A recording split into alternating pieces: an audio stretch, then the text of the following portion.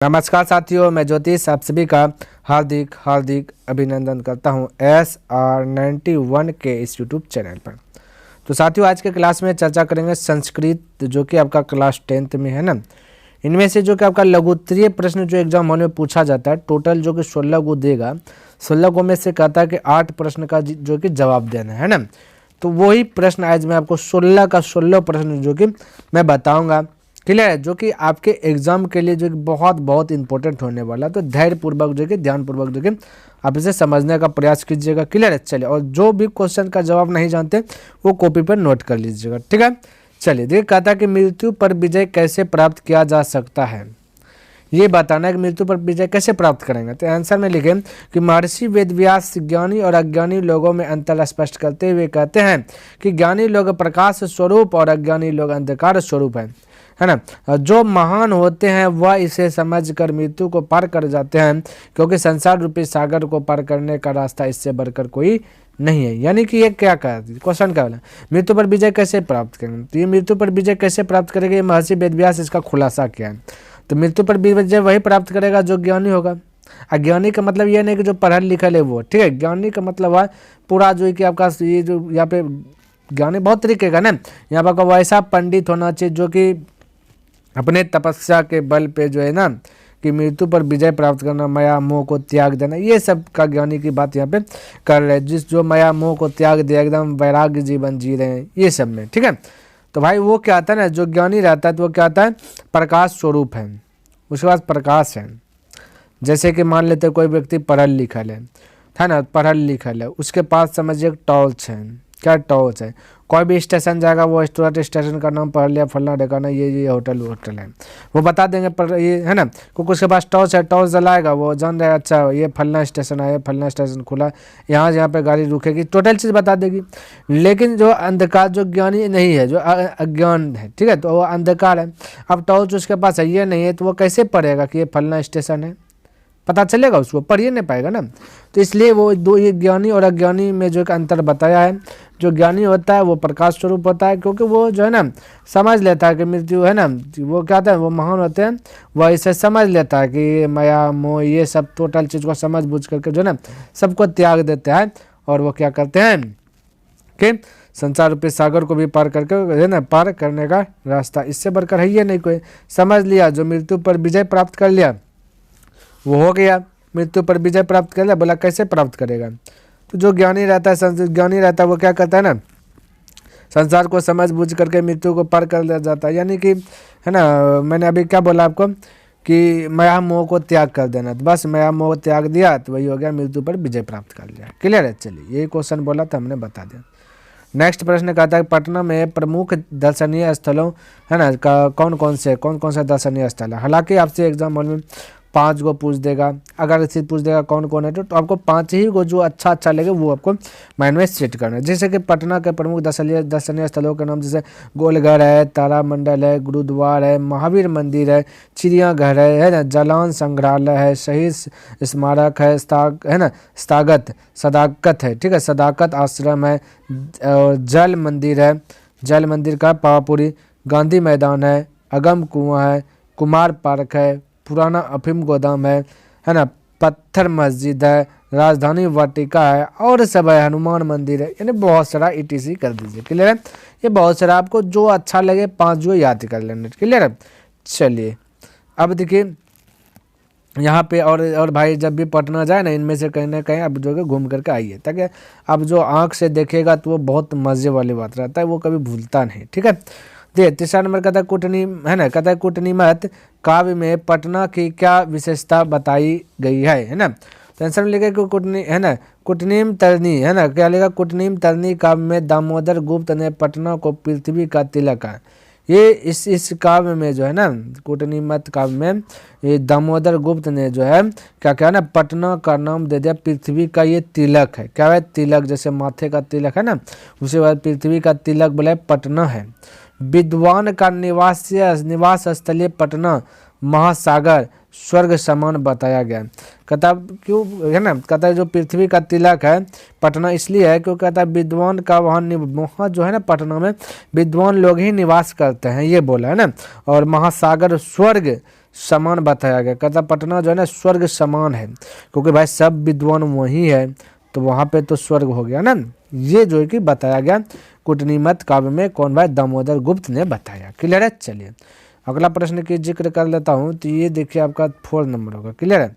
चलिए 4th number कहता है कि आलसी कौन है भाई, जो लोग अपना कार्य भी नहीं कर पाते हैं तथा हरेक कार्य दूसरों से करवाना चाहते हैं, भूखा रहना पसंद करते हैं लेकिन काम करना नहीं, उसे ही आलसी कहते हैं। जो वैसे आलसी जो काम ही नहीं करा कोई, है ना, अब दूसरा बनाएगा तो खाएगा, नहीं बनाएगा तो भूखल रह जाएगा, वही लोग ना आलसी होगा, है ना।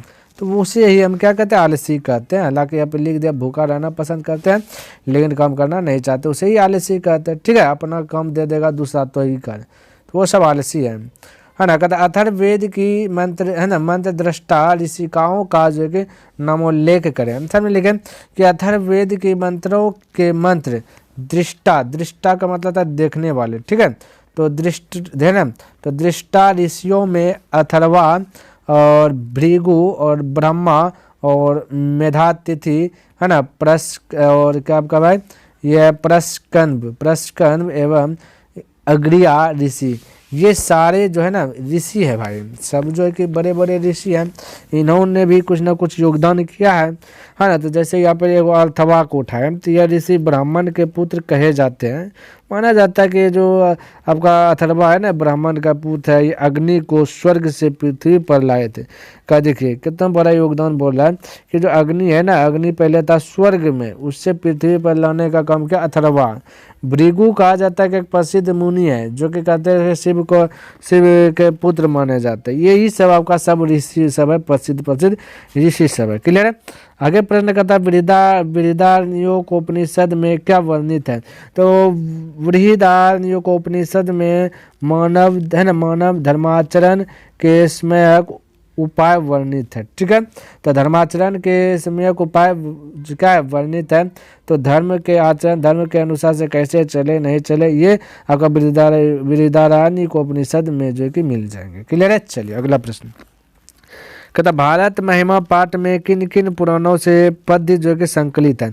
तो भारत महिमा पाठ ये पढ़ नहीं होगा। ठीक है, तो पाठ में विष्णु पुराण एवं भागवत पुराणों से पद्य जो कि संकलित है। ठीक है। चलिए अगला प्रश्न नेक्स्ट भाई देखिए क्या है ना, 8 नंबर प्रश्न। ठीक है, कहता समावर्तन संस्कार का उद्देश्य क्या है। समावर्तन संस्कार का उद्देश्य शिक्षापूर्ण, है ना, कराकर शिक्षापूर्ण कराकर शिष्यों को गृहस्थ आश्रम में भेजना। यानी कि समावर्तन संस्कार का मतलब होता है कि, है ना, शिक्षा पूरा उद्देश्य दे दिया, शिक्षा बता दिया, ज्ञान की प्राप्ति बता दिया, अब शिष्यों को गृहस्थ आश्रम में भेजा जाता है, तो उसे कहते हैं समावर्तन संस्कार। जब शिष्य को शिक्षा प्राप्त हो जाते हैं तो उसे भेजते हैं गृहस्थ जीवन में, बताया जाता है किस प्रकार से अब क्योंकि भाई शादी करेगा, घर द्वार चलाना है, उसको इसका भी ज्ञान दिया जाता है कैसे कैसे क्या करना है। ठीक है। 9 नंबर प्रश्न क्या कहता है, कहता है भिकन टोला गाँव को देखने आए शिक्षक की क्या विशेषता थी। तो आंसर में लिखे भिकन टोला गाँव को देखने आए शिक्षक की विशेषता यह थी कि वे नई दृष्टि संपन्न सामाजिक समता प्रिय थे। यानी कि कहने का मेरा मतलब है जो शिक्षक आए थे वे दयालु थे, वो किसी में भेदभाव नहीं रखते थे, पूरा समझे संपन्न थे, है ना, उसका दिल साफ था और वो आए, है ना, उसका विशेषता वही था, बस इतने सा लिख लेना है और बाकी बात आए तो क्या क्या के तो कहानी में हमने बताइए दी। ठीक है। चलिए अगला प्रश्न देखिए, कहता स्वामी दयानंद ने समाज की किन कुरीतियों को दूर करने का प्रयास किया। तो स्वामी दयानंद ने समाज जातिगत विषमता, यानी विषमता था ना, भेदभाव था, छुआछूत की परंपरा, स्त्रियों की दुर्दशा आदि कुरीतियों को दूर करने का प्रयास किया। यानी स्वामी दयानंद ने प्रयास किया जो विषमता थे, उच्च जात नीच जात छोटा बड़ा ये सब को हटाने का प्रयास किया। छुआछूत थे ना, छोटा जात और बड़ा जात में छुआछूत भेदभाव चलते थे, स्त्री का विवाह नहीं होने देता था जब विधवा हो जाते थे, तो ये सब को दूर करने का प्रयास किया कौन, स्वामी दयानंद ने। ठीक है। चलिए अगला प्रश्न कहता है राम ने सीता को किन किन संबोधनों से संबोधित किया। तो मंदाकिनी वर्णन में राम ने सीता को का सीते, प्रिय, विशालाक्षी, कल्याणी एवं शोभनीय संबोधनों से संबोधित किया। जब भाई राम सीता लक्ष्मण वनवास जा रहे थे तो वहाँ मंदाकिनी नदी देखे, है ना, चित्रकूट पर्वत है ना, तो वहाँ पे सीता को मन बटारन के लिए भाई सीता को भी मन लगे, तो उसके लिए वो उन्होंने अपना मुख से जो कि प्रिय वाणी निकाला, सीते, हे प्रिय, विशालाक्षिणी, ताकि उसको भी मन लगे। ये सारे वर्ड से जो है कि संबोधित किया सीता को। क्लियर है। चले अगला, ये व्याघ्रपति कथा पाठ से क्या शिक्षा मिलती है? तो आंसर में लिखे कि व्याघ्र, ये व्याघ्र होगा यहाँ पे, ठीक है। तो व्याघ्रपथी कथा, व्याघ्र कर लेना ये वाला, ठीक है, व्याघ्र है ना, व्याघ्रपथी कथा पाठ से हमें, ये थोड़ा सा 4 होगा यहाँ पे, से आगे सट गया, से हमें यह शिक्षा मिलती है कि किसी भी व्यक्ति के झांसे में आकर किसी भी व्यक्ति को लोभ नहीं करना चाहिए। यदि कोई लोभ करता है तो जिस प्रकार से पथिक बुरा बाघ के झांसे में आकर मर गया, उसी प्रकार से जो व्यक्ति लोभ करता है वो विनाश की ओर जाता है। जब भाई पथिक ने लोभ किया तो बुरा बाघ के झांसे में आया, उसको झांसा दिया गया, सोने का कंगन है, ये दूंगा, अमीर बन जाओगे, ऐसे वैसे, और वो आया और कीचड़ में फंस गया। कीचड़ में फंस करके वो क्या हो गया, व्याघ्र जो था बाघ के द्वारा पकड़ा गया और वो मारा गया। तो वैसे ही अगर कोई व्यक्ति इंसान करता है तो उसका जो कि समझिए उसका उल्टा गिनती स्टार्ट हो जाता है, विनाश की ओर बढ़ना वो स्टार्ट हो जाता है। ठीक है। अगला प्रश्न कहता है कि पठित पाठ के आधार पर इंद्र का चरित्र चित्रण जो कि चित्रण संक्षेप में करें, है ना। इंद्र का बोला संक्षेप में इसके बारे में बताओ।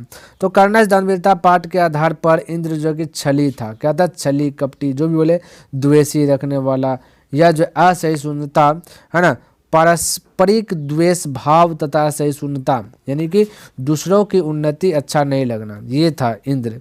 इंद्र क्या है ना, दूसरा अगर अच्छा कर रहे हैं उसका उन्नति अच्छा नहीं। तो आसपास में गांव में भी देख सकते हैं इंद्र बहुत सारा है ना, जो कि दूसरा अगर आगे बढ़ते तो उसका टंग पकड़ करके खींचने का प्रयास तो करते ही रहते हैं भरसक, है ना।